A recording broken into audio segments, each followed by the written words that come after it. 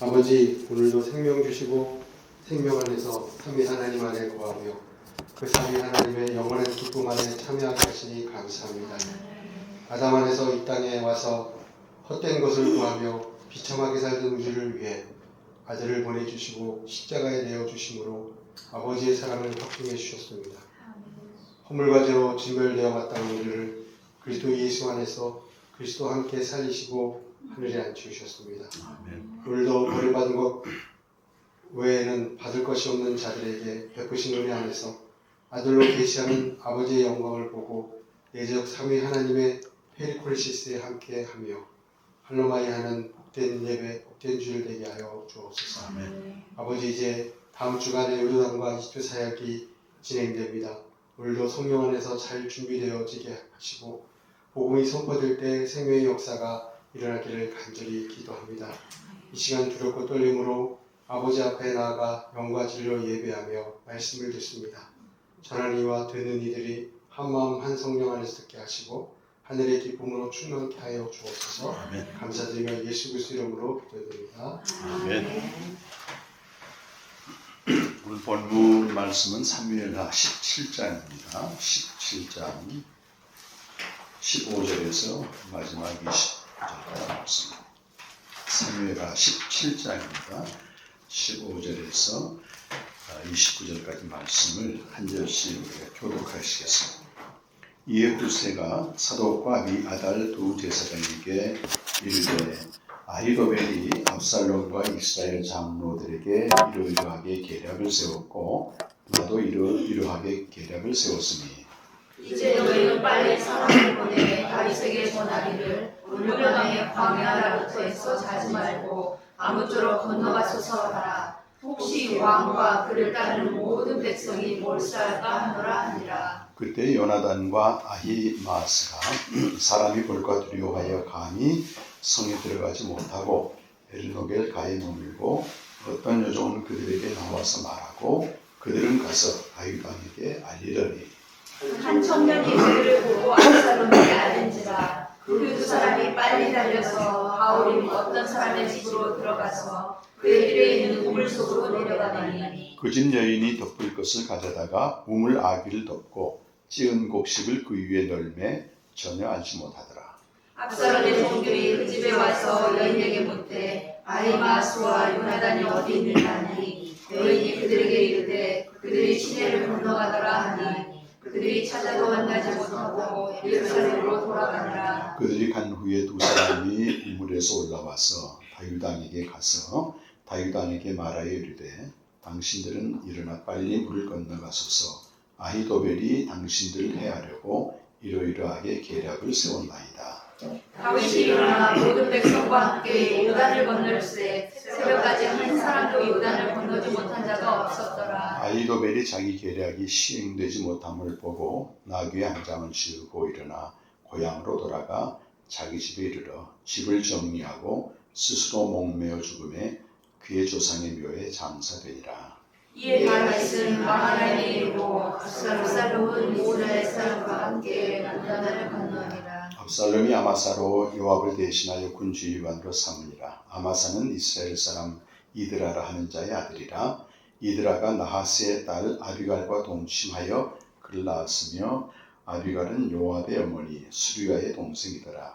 이에 이스라엘 우리와 압살롬이 길르앗까지 치니라. 다윗이 마하나임에 이르렀을 때에 암몬 족속에게 속한 라빠 사람 나하스의 아들 소비와 로데발 사람 암미엘의 아들 마길과 노글림 길르앗 사람 바르실레가 침상과 계야와 질글과 밀과 보리와 밀가루와 콩목식과 콩과 팥과 볶은 녹두와 함께 읽겠습니다. 꿀과 버터와 양과 치즈를 가져다가 다윗과 그와 함께한 백성에게 먹게 하였으니 이는 그들 생각에 백성이 입에서 시장하고 문하고 목마르겠다 하니라. 아멘. 오늘 세상의 진보는 그 시대마다 병폐를 고치기 위해서 자기를 희생한 사람들에 의해서 이루어져 왔습니다. 그들은 좌판에 널려있는 죽은 생선처럼 있지 않았고 시대의 물결을 거슬러가는 살아있는 물고기처럼 그렇게 역할을 해왔습니다. 세상의 진보뿐만 아니라 기독교의 진보도 마찬가지입니다. 기독교의 진보도 마찬가지입니다. 시대마다 진리를 위해서 자기의 생존과 또 명예와 권력을 포기한 선각자들의 노고로 오늘날 기독교가 존재하고 있습니다. 안타까운 것은 이 미신적 신앙을 고집하게 되면 각 시대마다 자기 인생을 다 바친 선각자들의 노고를 부인해버립니다. 예를 들어서 계몽주의가 들어와서 유럽교회가 망했다. 계몽주의는 안 된다. 우리 한국교회가 이런 두려움이죠. 두려움. 사실 선각자들의 진리를 전부 아는 것은 아닙니다. 그들은 자기 시대에서 생긴 문제를 가지고 씨름했고 또 이것은 우리 기독교인들은 성경으로 확증을 해야 됩니다. 성경으로. 중세 기독교의 계시는 크게 두 가지 예언과 기적을 가지고 인간의 이성을 완전히 마비시킵니다. 생각하지 않으면 돼. 그냥 따라가는 거잖아. 타율적인 신앙입니다. 이 미신적 신앙은 소위 당근과 채찍이라고 하는 신의 축복과 신의 공포를 가지고 사람들 신앙을 유지하게 만들고 상당히 전적인 타율 신앙이죠. 자기는 생각하고 고민하는 게 없습니다. 이런 그 식의 기독교는요 반드시 없어집니다. 이 18세기 계몽주의 역할은 이런 미신적 신앙을 이제 파쇄하고 참 신앙을 갈망하게 합니다. 그래서 상식과 이성에서 벗어난 이 기독교 신앙은 철저히 미신적이고 광기에 사로잡힌 종교 현상입니다. 지난주에도 그 SBS에서 어떤 이 이단 프로를 또 고발했는데 은하교라고 하는 그런 이단이 있는데 두 가지 축복을 주더라고 하기는 하나는 이 땅에서 재벌되게 하는 거예요. 300명을 골라가지고. 그리고 또 하나는 영생을 줍니다. 영원한 생명이 거기서 자꾸 나오니까 불편하더라고. 근데 철저히 기만이고 사기입니다. 교주가 영생 불사 죽지 않는다 그랬는데 재작년에 죽었어요. 그러니까 거길 따르던 사람들이 이제 돈 내놓으라고 막 그런 내용들이 이제 SBS 궁금한 이야기 나오는데 그 한 30만 원, 40만 원짜리 요만한 등불에다가 그걸 써놨어요. 소원 성취, 만사 형통, 일사천리 해놓고 그 등을 놔두게 되면 이루어진다는 거예요. 그런데 다른 사람들이 많다는 겁니다. 다 성경 가지고 얘기하고 이 스피노자는 이런 시대에 살았습니다. 17세기. 그래서 이 기독교 국가와 교회에서 하는 행태를 야만의 극치다. 야만의 극치다 이렇게 표현합니다. 왜 기독교가 사랑의 종교인데 그 안에 들어가 보니까 증오와 어떤 원한과 광기와 분열과 수시로 이단 정죄에서 사람들을 죽이는 이게 뭐냐는 거예요 대체. 그래서 그가 유대인이었는데 지난번에 말씀드렸지만 유대교를 뛰쳐나와서 정신 좀 차리자. 이성의 빛을 좀 생각하자. 그래서 그 이성을 매우 중요시했습니다. 비성적인 기독교를 소위 그 자연적인 계시, 이성적인 기독교를 좀 극복하려고 했는데 스티브노자는 아시다시피 말씀드리지만 유대교 신자였기 때문에 그리스도에 대한 얘기를 하지 않습니다. 그래서 3단계 인식을 말하는데 1단계로 하나님을 아는 것은 철저히 비성적으로 아는 거예요. 자기가 생각하지 않습니다. 그런데 그 이성적인 인식을 지나서 마지막으로 아는 게 직관적인 인식인데 그건 상당히 모호한 겁니다.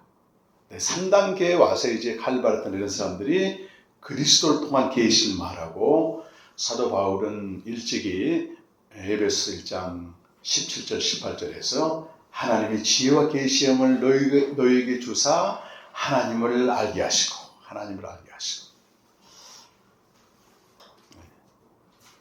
그 감옥 안에서 지금 사도 바울이 감옥 밖에 자유로운 신앙생활을 하고 있는 에베소 성도들에게 너희가 하나님을 바르게 알았으면 좋겠다. 어떻게 하는 게 바르게 하는 거냐? 이 비이성적인 인식도 아니고 이성적인 인식도 아니고 지혜와 계시형을 주어서 하나님을 알게 하신다. 거기 1장 18절 에베소서 한번 가보시겠습니까?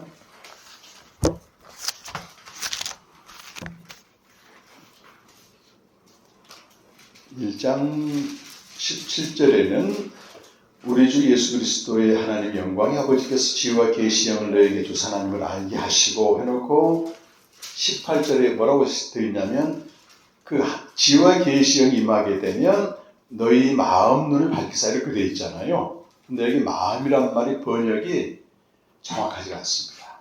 이성의 눈을 밝히사 이렇게 되어 있어요. 누스, 헬라어로 누스거든요.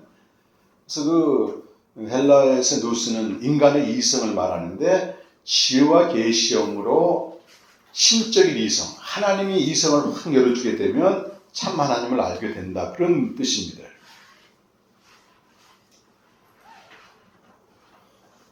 그래서 이제 스피노자가 기존 중세 기독교를 뭐라고 말하냐면 계시는 없다고 말하는 거예요. 계시는. 그러니까 이 지도자들이 자기는 계시받았다고 하면서 이 당근과 채찍, 어떤 축복과 공포를 가지고 그 민중을 완전히 지배해버릴, 굴복시킨단 말이에요. 그래서 그런 계시는 없다. 주로 예언과 기적으로 이제 설명되죠. 그래서 계시를 부인하고 진짜 계시는 자연적인 계시밖에 없다. 그렇게 얘기를 해서 사실 기독교나 우리 유대교나 이런 데서는 굉장히 이단자 취급을 해버립니다. 근데 스피노자가 말한 계시는 성경이 말한 계시하고는 다른 겁니다. 성경의 계시는 철저히 예수 그리스도를 통해서 드러난 하나님을 말하는 건데 중세 기독교는 그걸 얘기한 게 아니고 내가 하나님 말씀을 받았다는 거야. 그러니까 내 말을 여러분 지켜야 된다. 완전히 성도들을 그 이성을 마비시키고 노예처럼 만들어버린 그걸 비판한 겁니다. 사실. 예, 중세적 계시는 이성을 마비시키지만 지혜와 계시형은 신적 이성을 깨어나게 하는데 이 신적 이성으로 하나님을 알게 되면 이성을 배제하지 않습니다. 그러니까 기독교는 몰상식한 종교나 비이성적인 종교가 아니라고 말이에요. 그걸 다 배제할 수용하지만 그러나 동시에 초월한다. 이게 이제 방점이죠. 하나님을 안다는 얘기는 지혜와 계시형으로 저 만물에 계신 초월의 신을, 초월의 하나님을 안다는 겁니다. 근데 우리가 초월의 하나님을 안다고 얘기했을 때 자칫 오해하는 거는 만물 안에서 우리가 고통을 당하잖아요. 그러니까 이제 만물이 하나님이 계시네. 그리고 피 안의 세계로 도망치는 게 아니고 물론 그게 1차적으로 있어야 돼요. 우리가 만물에 계신 초월의 하나님을 알지만 그 다음 단계는 초월하신 그 하나님이 내 안에 계셔서 여기서 내재한다고 하는 겁니다. 이게 중요합니다. 그래서 우리 강명희 집사라고 서울에 계신 분은 30년 동안 이 만물 안에 갇힌 신앙의 한계에서 너무 고통을 당했잖아요. 그러다가 만물에 계신 하나님을 알고 뻥 뚫린 거예요. 그 세계가 있구나. 그거 하나만 갖고도 자유함을 얻습니다, 사실. 근데 숙제가 뭐냐면 그 초를 이제 내재화시켜서 이 땅에서 살아가는 겁니다. 그것이 요한복음 1장 14절 말씀 보면 초월에 계신 아들 말씀이 육신이 되어 우리 가운데 거하셨다. 세상 가운데 거하셨는데 그에게서 하나님의 본질인 인자와 신실이 드러났다는 겁니다. 하나님의 성품이 드러난 거잖아요. 그리고 사도 바울은 에베소 2장의 9절인데 영어로 되어 있는 에베소 2장 9절에 신성, 하나님의 성품의 충만이 예수 그리스도 육체 가운데 거하신다는 거예요. 그리고 우리도 그 안에서 충만하게 되었다. 그러니까 우리의 모든 사소한 행동까지도 거기서 하나님의 성품이 드러난다는 거예요. 거기까지 가야 된다고 하는 것입니다. 우리 힘으로는 할 수 없으니까 그리스도가 내 안에 사시는 길밖에 없는 거죠. 매일. 하여튼 그래요. 그래서 신적 이성으로 아는 말씀은 이 말씀이 똑같은 문자가 아니고 어떤 진리의 사건이 우리에게 되어서 기존에 알고 있던 우리의 전 이해를 수정합니다. 이렇게 수정하고 새로운 이해로 지평을 넓혀가는 것입니다. 그래서 이 전 이해란 개념도 굉장히 소중해요. 그래서 우리가 신앙생활하고 또 들은 게 있잖아요. 지금까지 교회 가서 들은 거, 내가 성경을 읽으면서 깨달은 거, 또 내 삶의 실존에서 경험한 것들이 있습니다. 이게 믹스가 돼가지고 나만의 전 이해가 강고하게 있는 거예요. 누구에게나. 근데 이것이 잘 안 바뀌어집니다. 왜? 자기를 존재케 하고 자기를 보존하게 하는 거기 때문에 어떻게 전 이해를 바꾸겠습니까? 쉽게. 근데 말씀 앞에 가서 그 지혜와 계시형으로 깨닫게 하는 신적 이성으로 말씀을 깨닫게 되면 이 전 이해가 깨트려 나가는 거예요. 단번을 안 깨트려 나가죠. 아하, 그 하나님을 믿는다는 게 이거였구나. 점점 바뀌어진단 말이에요. 그럼 새로운 이해가 되겠죠?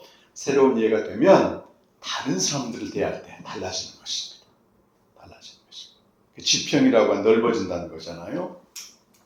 그래서 오늘 이 삼위일화 말씀도 그런 관점에서 좀 보시게 되면 우리가 공동체로 모여서 함께 기도하고 또 다음 주에 복음의 동력을 하면서 요르단과 이런 이집트에 복음이 전파되는 게 이게 대단한 사건이라고 하는 것을 진리의 사건으로 경험하는 거예요.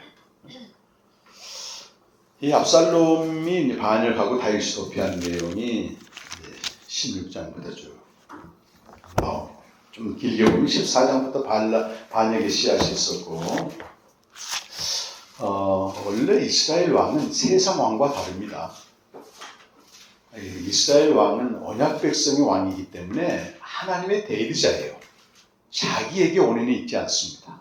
자기 원인이라는 말을 하는데 자기 원인이란 말은 스스로 모든 걸 생각하고 결정하고 행동할 수 있는 원인이 자기에 있는 건데 이 자기 원인은 스피노자가 그 얘기하죠. 하나님 한 분밖에 없다는 거예요. 출애굽기 3장 14절 말씀 보면 나는 스스로 있는 자다 그 말은 하나님은 어떤 사람의 도움이나 어떤 대상의 도움이나 필요 없다는 거예요. 스스로 존재할 수 있는 분은 오직 하나님밖에 없습니다. 자기 원인은 하나님밖에 없는데 여기 이제 다윗 왕이 됐습니다. 사무엘하 5장 12절에 보면 다윗은 두 가지 사실을 안 거죠. 그래서 반복되는 말씀인데 하나는 하나님이 나를 세우셨구나 이걸 한 거예요. 그러니까 스스로 자력으로 왕이 된 게 아니고 하나님이 세우셨다는 자기 원인이 자기에게 있는 게 아니고 자기 밖에 있는 하나님에게 있다. 그러니까 어떻게 돼요? 당연히 그분의 말씀을 따르게 됩니다. 두 번째는 또 뭐예요? 나를 위해서 왕권, 권력을 주신 게 아니고 이스라엘 백성을 위해서 사용하라고 권력을 줬다. 이거잖아요 지금. 이스라엘 왕은 스스로 세워질 수도 없고 자기 마음대로 권력을 행사할 수도 없는 거예요. 그런데 압살롬은 어떻게 했습니까? 압살롬의 외모나 이런 모습을 보게 되면 탁월한 계략을 보게 되면요 정말 왕이 될 만한 소양을 가지고 있어요. 근데 스스로 왕이 된 거예요. 스스로. 하나님이 세우지도 않았고 그러니까 왕권도 어떻게 합니까? 자기가 마음대로 행사하는데 자기 실력으로 부족하니까 두 사람의 책사를 둡니다.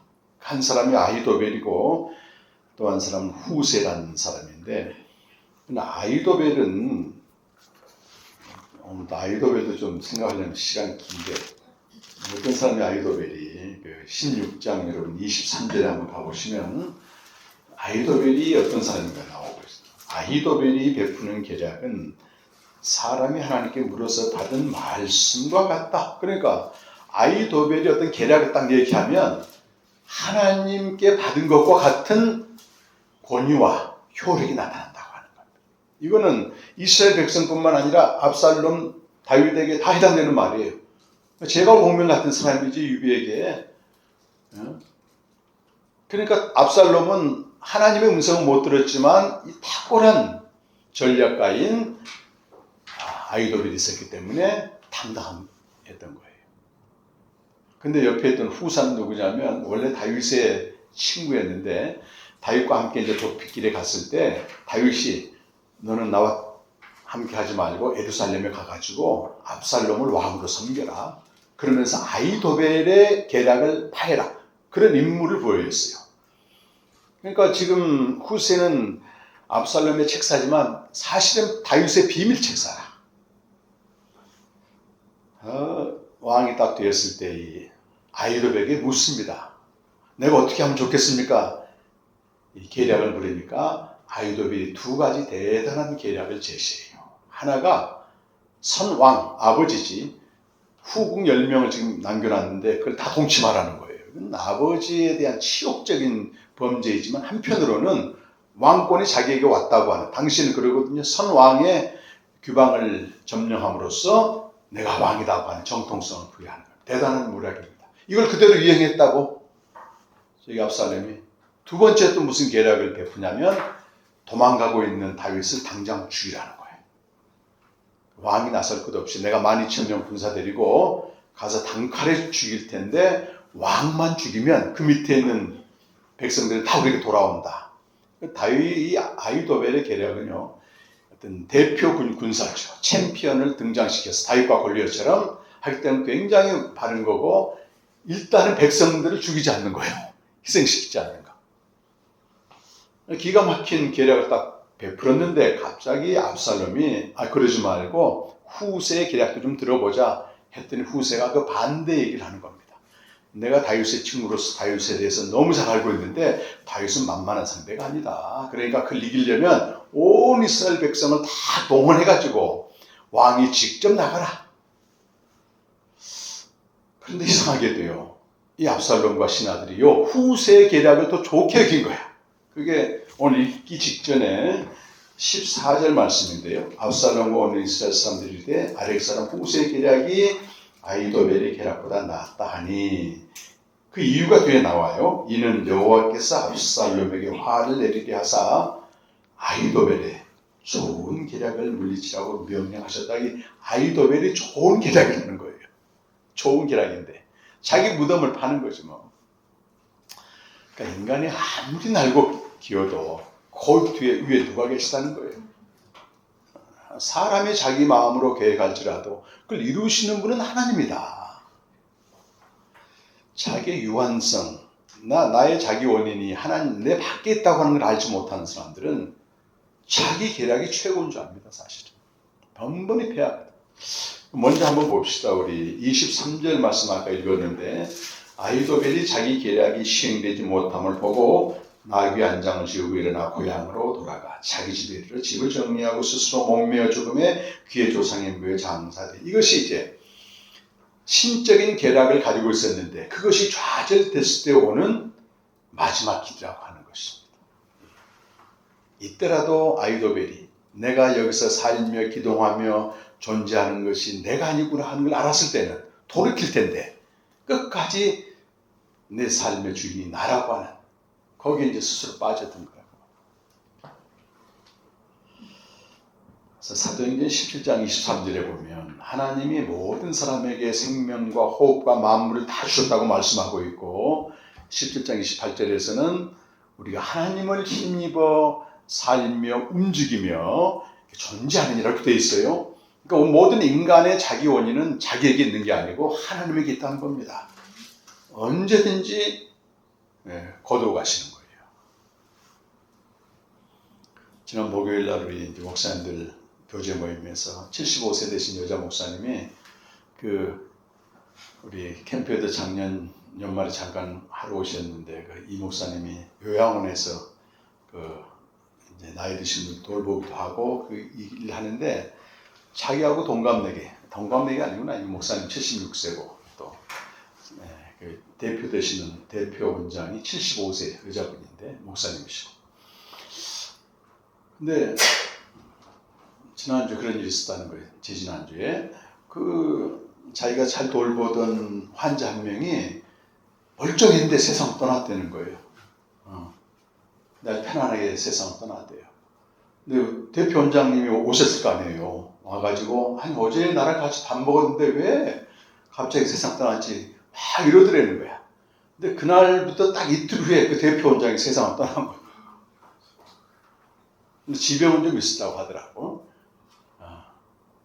그게 사람 일을 모른다는 거예요. 이틀 전만 해도 다른 사람 죽음을 걱정하고 이해할 수 없다 그랬는데 이틀 만에 자기가 그 자리에 갈 줄 누가 알겠습니까? 사실은 하나님이 부르시면 갑니다. 이번에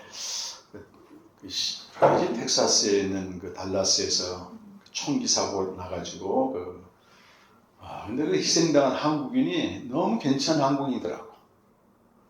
30대 후반인데 어려서 미국에 건너가지고 둘 다 하나는 변호사 되고 하나는 치과 의사가 되고 아들 둘 길리는데 그 달라스 지역에서는 모든 이민자들의 꿈과 희망이었다는 거예요. 우리도 저렇게 할 수 있다. 제가 달라스 한 10여 년 전인가 가봤는데, 20년 전에 가봤는데, 거기는 그 한국인들이 많이 사는데 2세들이 그렇게 어떤 메이저로 가는 이수가 거의 없어요. 그러니까 죽으라고 공부를 시키는데 아버지들이 했던 그 세탁소나 이런 거 물려봐도 왜 메이저로 가기가 쉽지 않거든, 이게. 미국 사회에서는 인종차별도 있고. 근데 이 두 사람은 뚫고 나간 거예요, 그걸. 얼마나 이민사회에서의 추앙을 받았겠습니까? 36, 38인데 그냥 몰에 쇼핑센터에 주차해놓고 들어가는데 무자비하게 총을 쏴가지고 이렇게 아이만 하나 살았더라고. 5살짜리. 너무 저는 그 소식을 듣는데 마음도 아프고 또 예수를 너무 잘 믿었고 교회를 열심히 나가. 그러니까 알 수가 없는 거예요. 우리의 자기 원인이 자기에게 있지 않고 자기 밖에 있다고 하는 거를 알 때만 수용된 겁니다. 사실은. 수용된 거. 그들이 원해서 세상에 온 것도 아니었고 가는 것도 우리 마음대로 결정하지 못한다. 시편 104편에 보게 되면 우리가 티끌임을 아는 자는 하나님을 경외하게 되고 그가 하나님의 사랑을 입는다고 되어 있습니다. 자, 이런 관계였는데 후세가 이제 이 내용을 오늘 본문 보니까 도망 중에 있는 다윗에게 알리는 겁니다. 자, 아히도벨의 모략은 당장 쫓아가서 죽이는 거였잖아요. 자기의 모략은 좀 시간이 필요하죠. 백성들 다 모으고 군사를 정비하기 때문에 시간이 필요한데 이 후세는 뭐라고 말하냐면 아히도벨의 계략을 대비시키는 겁니다. 최종 결정은 아직 안 났기 때문에 그래서 오늘이라도 아히도벨이 가서 죽일지 모르니까 빨리 요단강을 건너서 도피해라. 근데 도피 과정에서 제가 이제 어제 묵상할 때 보니까 많은 사람들이 등장하는 거예요. 오늘 우리 쭉 읽었듯이 일단 제사장의 두 아들이 전령사가 되는 겁니다. 근데 이들은 예루살렘성 밖에 있었어. 그러니까 안에 들어올 수가 없으니까 그 여종, 이름도 없는 여종이 연락체를 담당해가지고 알려주는 거예요. 그리고 이제 소식을 듣고 가는데 쫓아와. 그 사실을 알고 압살롬의 군사들이 쫓아오는데 그래서 어디 바울임이라고 하는 곳에 가가지고 어떤 집에 들어가 우물 속에 들어가 버린 거야 이게. 잡히면 죽는 거잖아요. 근데 그 집의 주인 여자가 이 덮개를 다 덮어놓고 거기다가 이제 뭘 올려놔서 아무도 없는 것이야. 그래서 어디 갔냐고 하니까 방금 떠났다고 하니까 쫓아가다가 다시 포기하고 돌아가고 다시 거기서 우물 속에 나와 가는 이 모든 장면을 보니까요 일사불란하게 움직여요. 일사불란하게 움직이고 또 거기 해당된 사람들은 여인들처럼 이름도 없지만은 자기의 안전이나 자기의 그 입장을 전혀 고려하지 않고 위험을 무릅쓰면서 그대로 또 하는 거예요.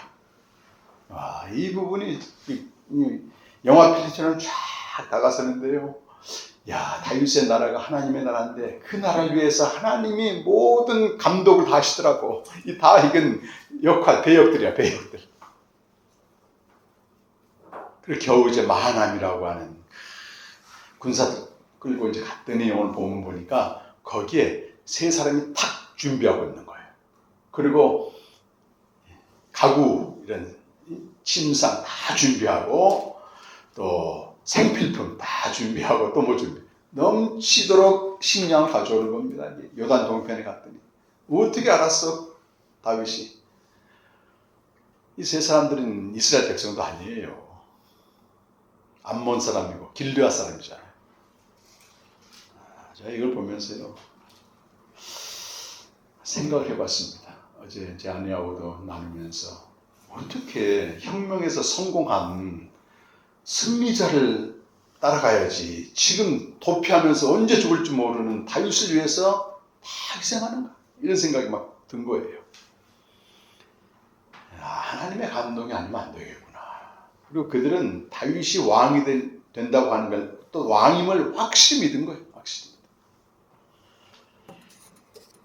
그 예수님 시대에 예수님이 하나님 나라를 전할 때 다른 사람들이 있었습니다. 거기 유력자들은 대제사장이나 바리새인들은 관심도 없었고 그 갈릴리에서 고기 잡던 그 한참게 보이는 그 사람들이 제자가 됐고 또 누가복음 8장 3절 보면 그 예수님께 은혜 입은 여인들이 자기의 소유를 다 팔아서 예수님과 제자들 다 또 먹이고 아리마대 요셉 같은 경우는 높은 직위에 있었는데 숨은 제자라고 나와요. 마태복음에는. 예수님이 죽으셔서 장사 지낼 사람이 없어 다 도망갔기 때문에 제자들.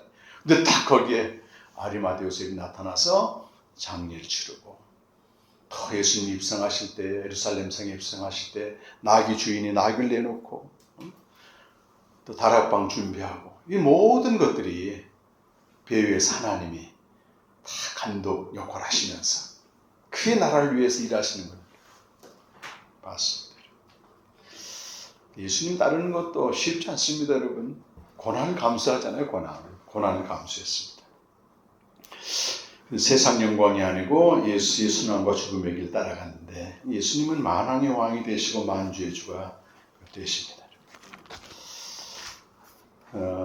예수님 사역도 그랬고 제 사도들 사역도 마찬가지 많은 사람들이 함께 읽고 동력했습니다. 마태복음 19장 참고해 주셔야 되는데 19장 28절 한번 볼까요? 19장 28절에 보면 베드로가 이렇게 27절에 물었습니다. 보소서 우리가 모든 것을 버리고 주를 따라 싸운즉 그런즉 우리가 무엇을 얻으리까? 그렇게 있잖아요. 27절 말씀에 모든 것을 버리고 주를 따라 싸운즉 그런즉 우리가 무엇을 얻으리까? 따랐다는 말, 주를 따랐죠. 28절 말씀 같이 한번 읽어보겠습니다. 예수께서 이르시되 내가 진실로 너에게 이르노니 세상이 새롭게 되어 인자가 자기 영광의 보좌에 앉을 때에 나를 따르는 너희도 12보좌에 앉아 12시 발신 보십시오. 진실로 그 말은 이거 진리란 얘기죠. 진실로 말하는데 세상이 새롭게 만물이 새롭게 될 때 예수님이 오셔서 역사를 완성하실 때에 인자가 자기 영광의 보좌에 앉게 되는데 여기 나를 따르는 너희도 이 말은 나를 따르는 너희도. 그러니까 우리 예수님을 여기서 이제 모든 희생을 치르고 따른다고 해서 지상에서 모든 보상이 주어진 게 아니라는 거잖아요. 진짜 보상은 언제입니까? 만물이 새롭게 될 때, 인자가 자기 영광의 보좌에 앉을 때, 이걸 과연 믿겠느냐 그 말이지. 그래서 우리 신앙생활은요, 여기가 아니고 거기입니다. 종말에 철저히 초점을 맞춰서 그때 무슨 일이 벌어질 것인가를 보는 것이 눈이 열리는 거예요. 안 그러면 만물 안에 그만 보지. 희생하고 따를 필요가 없습니다. 우리 기독교 2000년 돌아오면서 많은 순교자들과 희생하는 자들 그 시대에 굴복하지 않고 당대의 어떤 명예와 성공의 보장을 받지 않고 가는 거예요.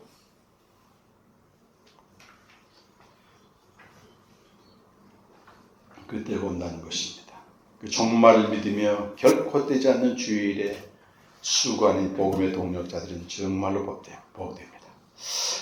문자적인 해석 같지만 이 요단 동편에 이르렀을 때 엄청난 것들이 준비되고 축제가 벌어지잖아요. 근데 어제 나눌 때 우리 아내가 그 얘기 하더라. 우리가 다음 주에 이제 갈 곳이 요단 동편이에요. 거기가 요단 동편인데 거기 하나님이 복음의 축제를 준비하고 있을 것이다. 이런 큰일 앞두게 되면 눌림도 많이 옵니다. 그러니까 이 요단에 그 신정선 목사님이 그저께인가는 새벽에 카톡이 왔는데 기도문을 쫙 써서 보냈더라고. 네, 기도문 보내고 따로 하나 보낸 게 뭐냐면 목사님이 캠프가 다가올수록 인간적인 생각도 나고 마음이 많이 눌린다는 거예요. 그래서 이 기도문을 적었습니다. 그래서 보내왔는데 그렇습니다. 우리는 그리스도의 몸의 지체로서 저는 이제 입으로 가지는 거잖아요. 입을 가지고 가고 우리 지체들이 다 헌신해서 또 발도 되어주시고 또 기도하셔서 손도 되어주시고 일사불란하게 지금 움직여서 우리가 가고 있습니다. 매번 이렇게 해외 캠프 할 때마다 많은 또 정력과 재정이 들어가는데도 부족함이 없이 이번에도 100몇 명 이렇게 십시일반으로 다 헌신했습니다. 그러니까 이런 분들이 함께 동력한단 말이에요, 지금. 근데 이제 문제는 요단 동편, 요르단 그 땅이 너무 중요한 땅이에요. 이 목사님들이 복음 안에 잘 서게 되면 아랍 22국과 전부 연결이 되어 있기 때문에 다 들어갑니다. 우리가 한국교회가 경험한 거지만 단순한 기독교로의 개종은 이 복음 생명에 빠진 상태의 개종은 철저히 기존의 전 이해를 가지고 신앙생활을 하기 때문에 원망 받고 있는 거지 내용은 똑같습니다. 이것 때문에 이 내용을 알고 그 아랍 그 연합 AMB 목사님이 강권해서 요청을 한 겁니다. 이번에. 그래서 여러분 모두 함께 가는 대로 특별히 오늘 이 말씀 묵상하면서 우리가 가는 곳이 다윗이 요단 동편으로 갔듯이 우리가 지금 요르단으로 가는 거잖아요. 그 땅으로 그걸 통해서 아랍 전역이 복음이 들어가도록 기도하고요. 특별히 그 에베소서 6장 10절에서 20절 말씀을 나누면서 우리가 가 있는 동안도 이렇게 계속 기도해 주시기 바랍니다.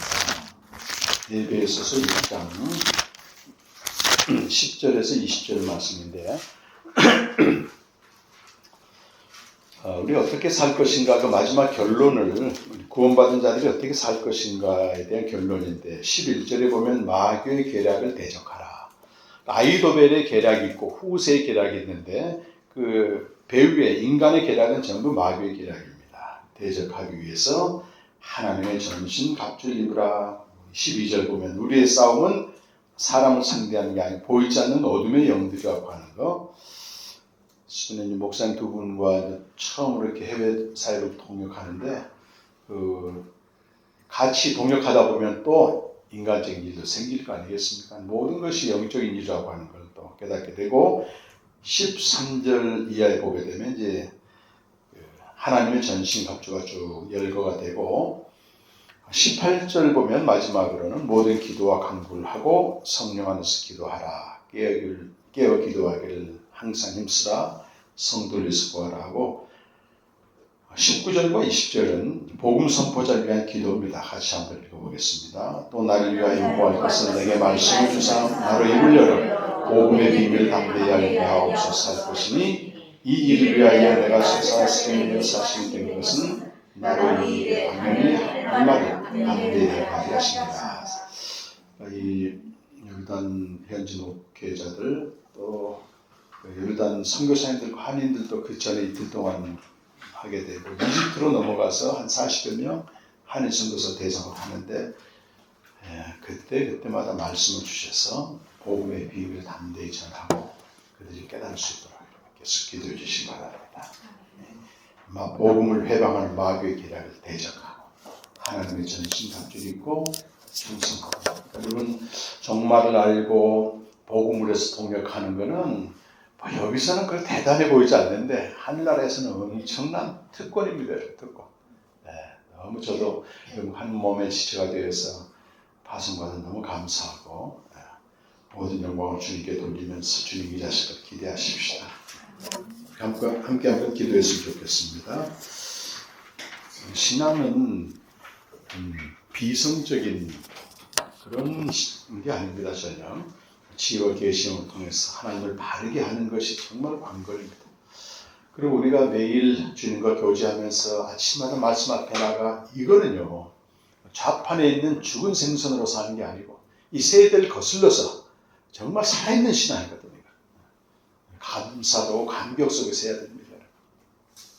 편하게 믿는 것 대형교회 다니면서 아무것도 안 하고 뭐 죽은 생선처럼 안타깝지만 믿는 사람도 있는가 하면은 매일매일 우리에게 다가오는 마귀의 간계를 보면서 계략을 보면서 무너지지 않고 굴복하지 않고 우리 신앙을 지키는 건 대단하고 위대한 거 아닙니까 여러분? 너무 감사합니다. 이런 그 믿음으로 일사불란하게 하나님의 총지휘 감독하에서 특별히 이번 아랍 요단 동편 이집트 세력이 하나님의 역사로 잘 이루어질 수 있도록 간절히 한번 다 같이 기도하겠습니다. 아버지, 이 땅을 사는 우리의 진보는 날마다 자기를 부인하며 그리스도 예수 안에서 구원을 이루어가고 아들과 같이 되어가는 데 있습니다. 또한 이 땅을 사는 우리의 복은 그리스도의 고난과 영광에 참여하며 복음을 전해 생명을 얻게 하는 주의 일을 하는 자들입니다. 먼저 알고 깨달아 삼위 하나님의 기쁨의 축제인 페리코리시스에 함께하며 기뻐하고 영생의 부여를 누리게 하시니 감사합니다. 이것이 우리만을 위함이 아니요 만민을 위한 것임을 압니다. 아브라함에게 약속한 복음을 알기에 복음의 빚진 자 되어 이 복음을 들고 이제 요단 동편 아버지의 사랑하는 이들이 있는 곳으로 달려갑니다. 이미 아버지의 이 사역은 시작되었고 아버지의 때에 보내지는 이들, 이 복음을 전하는데 이미 마귀의 계략은 활개를 치고 있습니다. 아버지 떠나는 네 분의 사역자가 아버지와 아들을 아는 그 사기만을 거하며 주의 일을 감당케 하옵소서. 몸으로 가는 자와 영으로 가는 자가 성령 안에서 하나 되어 아버지의 뜻을 이루어가게 하옵소서. 아버지, 이제 우리가 귀한 예물을 드렸습니다. 이 예물이 주와 복음을 위해 온전히 쓰여지는 귀한 예물이 되게 하여 주시옵소서. 감사드리며 예수님 이름으로 기도합니다.